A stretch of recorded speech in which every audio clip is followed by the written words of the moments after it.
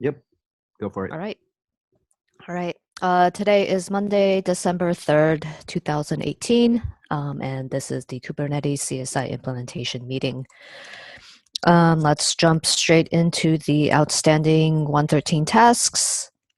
So I think the main thing we have now is to cut official releases of all the sidecars. So I think first, before we cut the official releases, we should cut some release candidates and test those out. Let's see. For the external snapshotter, is there anything we still need to check in before cutting a release candidate? Yeah, so that change that need review.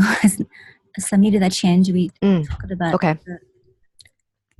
This is the one where we handle the prefixes. The prefix, yeah, prefix. Okay. Cool. Yeah, we should get that reviewed by today. Next, I think the external attacher is ready. All the there are no more outstanding changes, and RC has already been cut. So we just need to test it out before we actually cut an official release. Next is the external provisioner. I think the only outstanding item here is the new parameters prefix. Is that right? Yeah, it looks to be pending still. Okay. I think it sounds like this is ready to go and there are no more concerns. Is that correct? Yeah, I think David was going to finish this up this morning, so I think we're pretty much there. And everyone agrees on the behavior, the breaking behavior, and it's no longer breaking. Oh, okay. Pretty much everything is backwards compatible. We're just introducing a new special set that gets stripped out. And that's what we're going to push forward as like this is the way to do it. But if you're using the old ones, they'll continue to work. And do we have a plan to deprecate the old stuff at all? Yes. So the way that David mentioned it in his PR, he says it will be deprecated in the future. Okay. in the warnings and the comments that are getting printed. Or should it be deprecated now and removed in the future? So he said, sorry, that's exactly what he wrote. Okay. These fields are deprecated. They will be removed in a future release.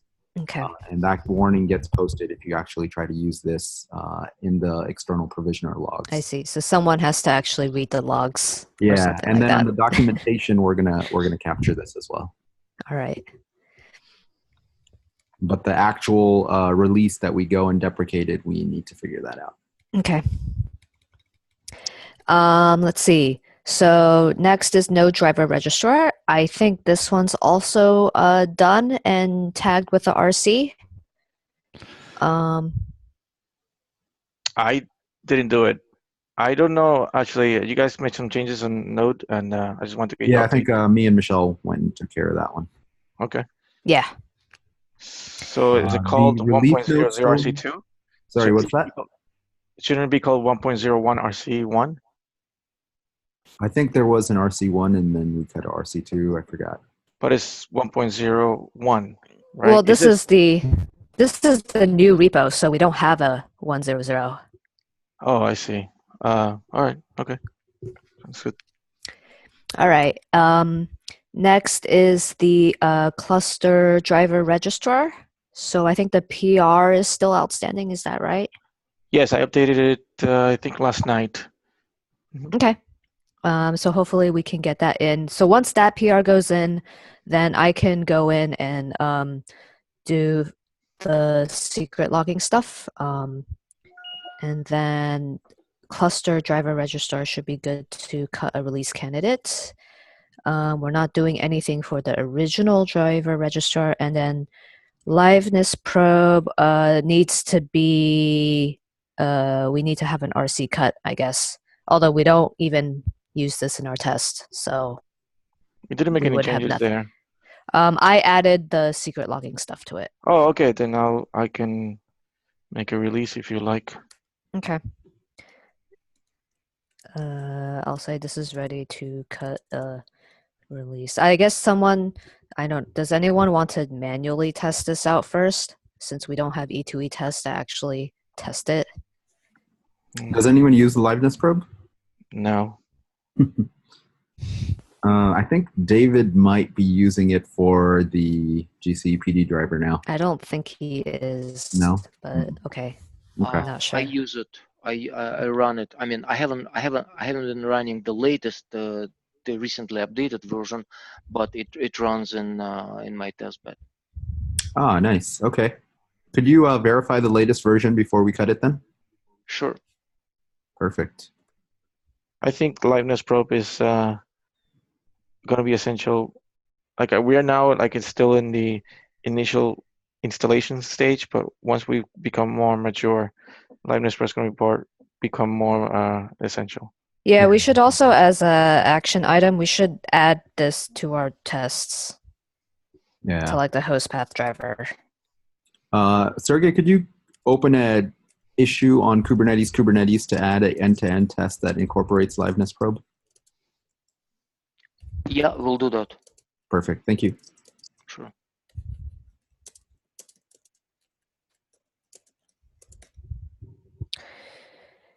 All right.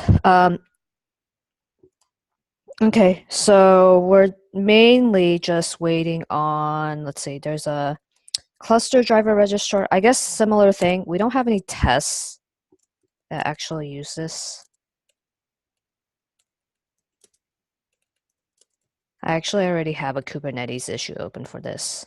Let me see if I can find it.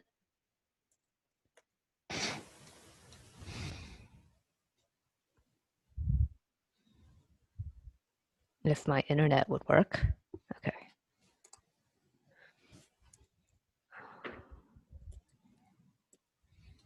Okay.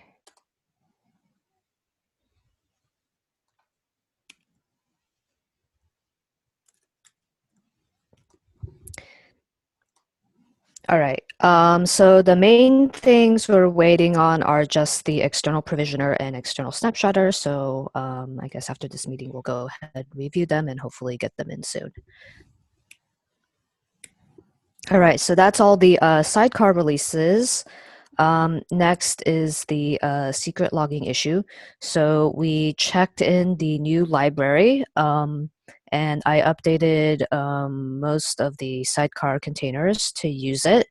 But now we should think about what we want to do for the older branches. I would just document the workaround, or document the issue and say that people shouldn't use log level higher or equal to 5, and then they are safe. Okay. We need to figure out where we document that. Would it be the release notes for that? Or would it be documentation somewhere? CVE? No, it's not important enough.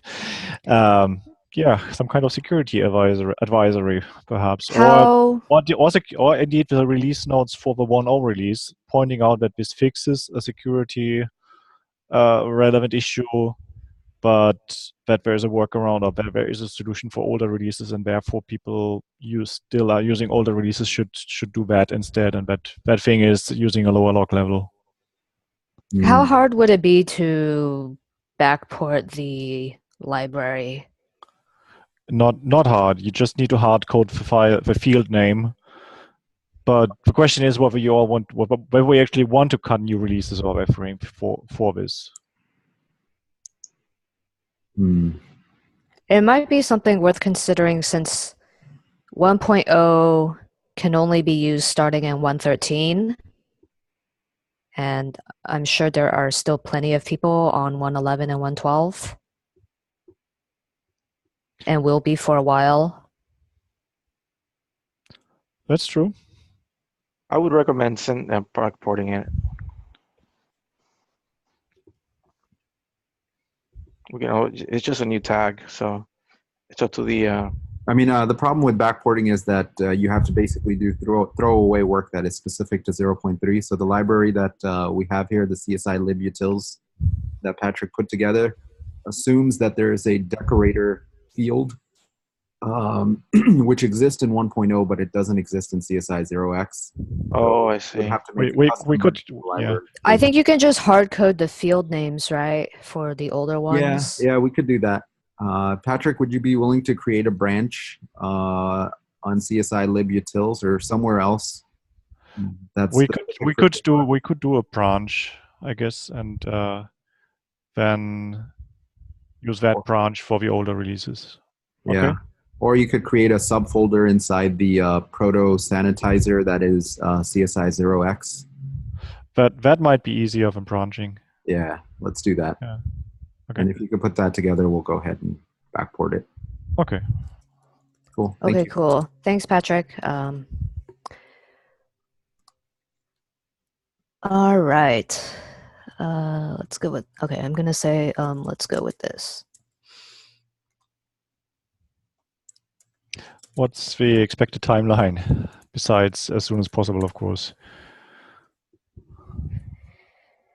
There's nothing really pressing us to do this.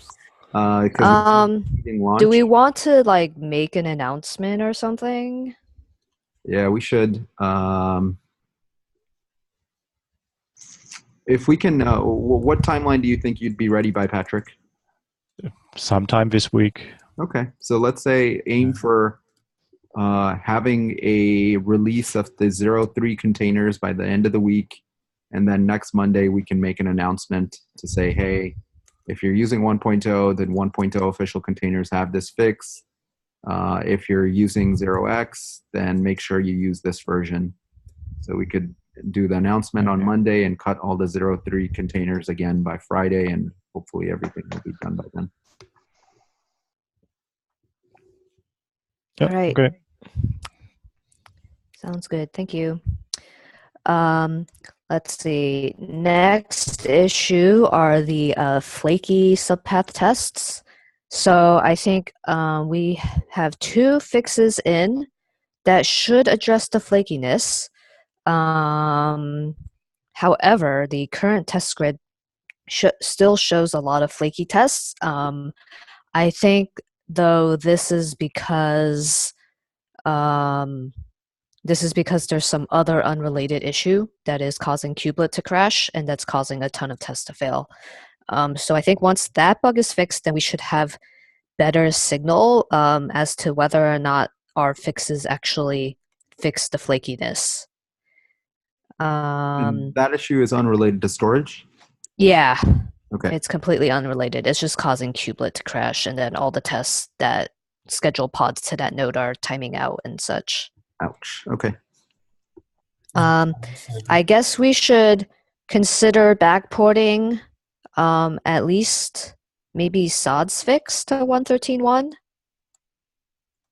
Yeah, I'll take care of that. Yeah, I'm not sure if so I made a fix in the test to not actually look for events. We could backport that. Yeah, we might but as actually, yeah, but actually now I'm thinking, like, you know, if we don't have the test that checks for events, we wouldn't have found this issue. Yeah, but that's like a side effect of it's not the purpose of this test. We should probably have some other explicit thing checking for it. Okay, let me open a bug as a action item to figure out. It's kind of hard to do. I guess what we need is like monitoring on the number of events in general, and we can see like a over different releases if it changes significantly or something like that. It's kind of hard to test for. Yeah. Because when there is an error condition, naturally events go up, but yeah, you need to figure out what that threshold is and things like that. Yep. Okay. All right. So, okay, we can backport these 2 fixes, and that should theoretically fix the flakiness. I guess the 113 branch does not have the bug that was causing kubelet to crash. So if we backport these 2 fixes and then the 113 tests clear up, then we know we've fixed the issue. All right. And then last or next is splitting up the driver registrar. So I think we talked about this above. This is almost done. All right, syncing the host path driver YAMLs with the E2E YAMLs.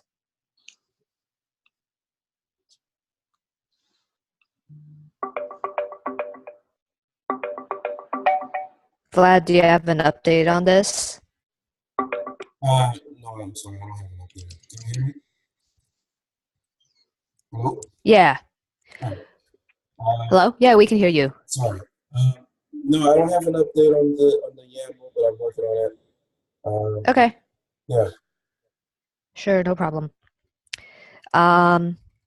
Let's see, next item. So we're gonna wait until we cut official sidecars to do this. Next is the docs and release notes. That is this week. Release notes are, everything is going to be this week. So when we cut the official 1.0, whoever is doing the official 1.0, please put together release notes for that sidecar container. And docs I am working on. Okay. Was there a broader task here to like figure out how to do proper versioning for our documentation and archiving older releases and such? Yeah, that's part of it. The problem is we haven't done a good job of maintaining like separate branches for different releases. I think Luis originally created a like sub tab for older release stuff where we could stick things into, but those pages have kind of not really been updated. So what we're going to do is try and get those updated and make them accurate. But a lot of that is just manual work and going and setting it up. But yes, the plan is to try and address it. All right. Cool. Let's see. Next is CSI test. Oh, do you have something to say, Luis?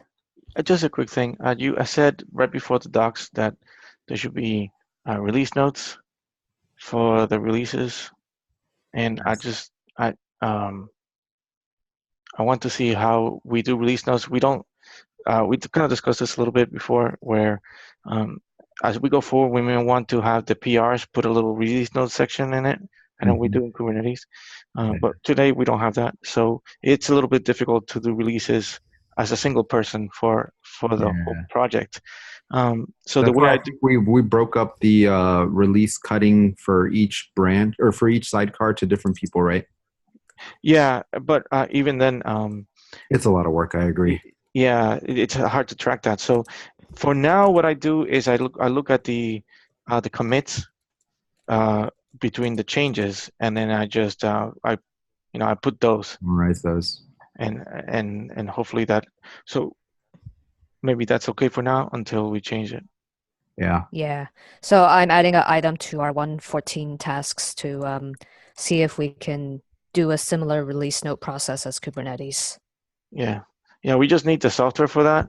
I think in the meantime, if the commits did brief just has enough information, that'll be great. But we need those tools, but I don't know when they're going to come in. Make sense? Yeah, sounds good. Yep. Okay. All right, next is the CSI test versioning issue.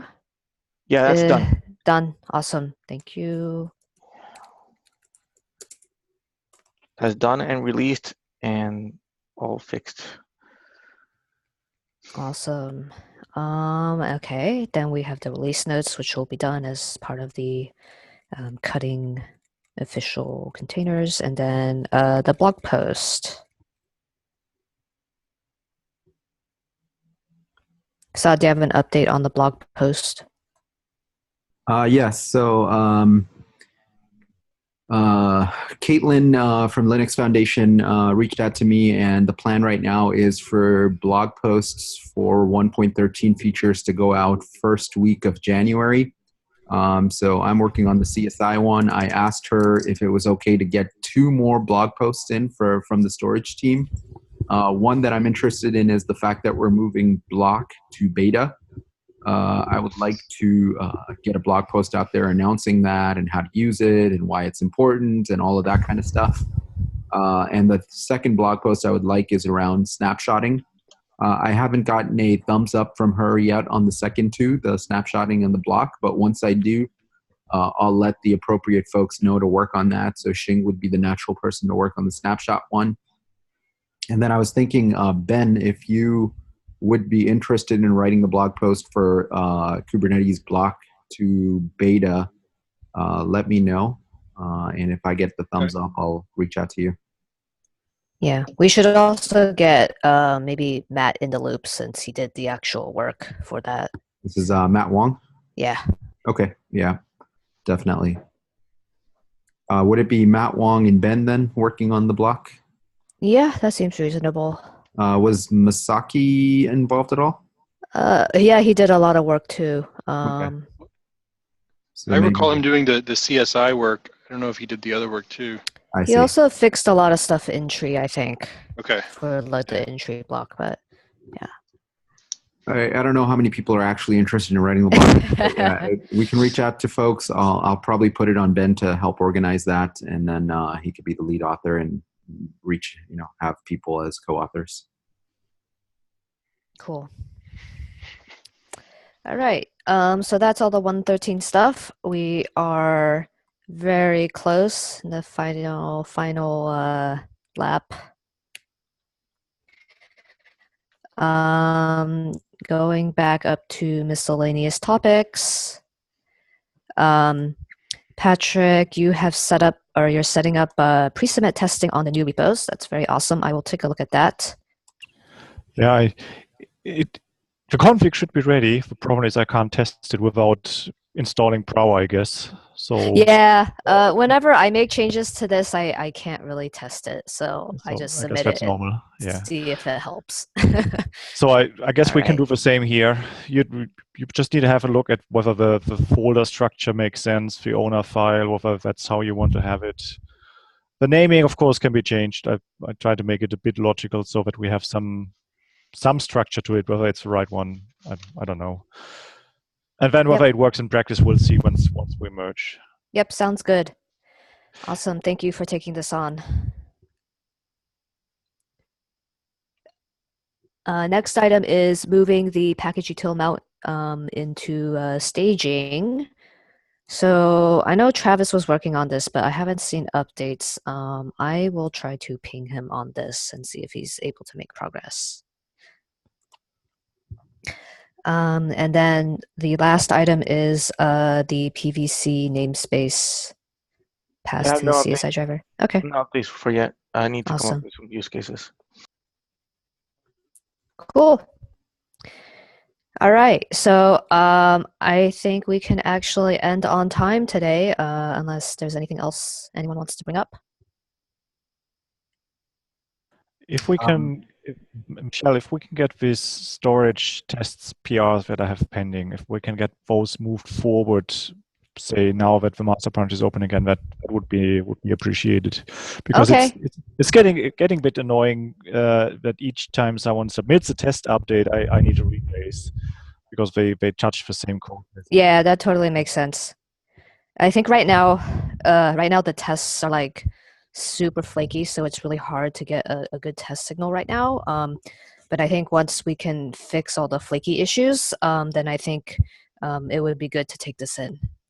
So I'll go ahead and start taking a look at this. Yeah, okay, thanks. Yep.